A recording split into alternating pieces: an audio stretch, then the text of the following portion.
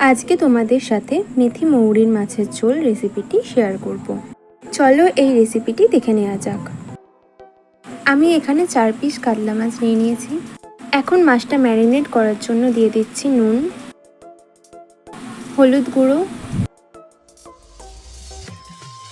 আর লঙ্কার গুঁড়ো।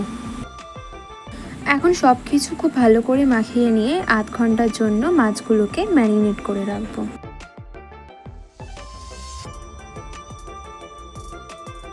আধ ঘন্টা পর কড়াইতে সরষের তেল দিয়ে দিচ্ছি।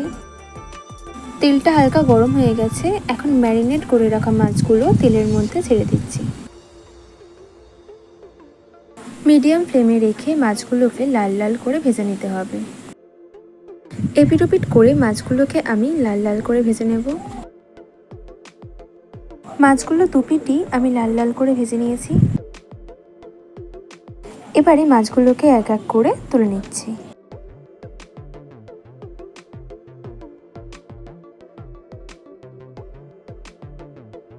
ওই তেলের মধ্যে এবার কয়েকটা বড়ি দিয়ে দিলাম। মিডিয়াম ফ্লেমে বড়িগুলোকে লাল লাল করে ভেজে নিতে হবে।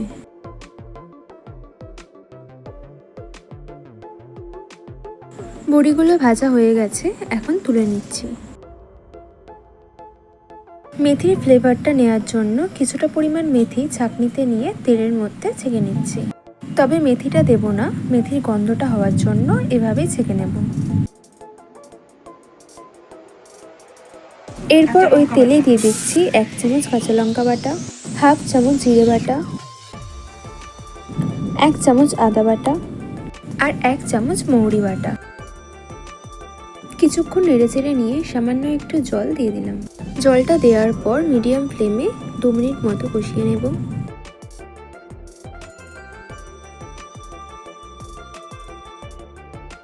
এখন দিয়ে দিচ্ছি 1 চামচ হলুদ গুঁড়ো আর 1 চামচের একটু কম নুন।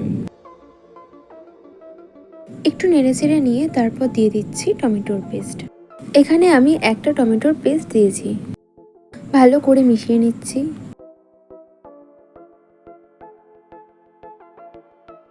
আবারও কিছুটা জল দিয়ে দিলাম। জলটা দেওয়ার পর মিডিয়াম ফ্লেমে আবারও 2 থেকে 3 মিনিট কষিয়ে নিতে হবে।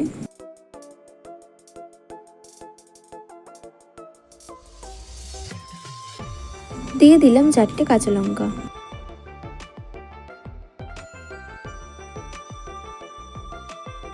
এখন ভেজে রাখা মাছ আর বড়িগুলো দিয়ে দিলাম। গ্রেভিটার সাথে মাছ আর বড়িগুলো খুব ভালো করে মিশিয়ে নেব।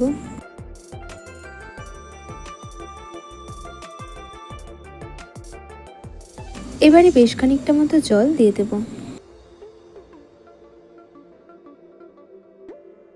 এবার গ্যাসের ফ্লেমটা মিডিয়ামে রেখে ঢাকা দিয়ে রাখবো।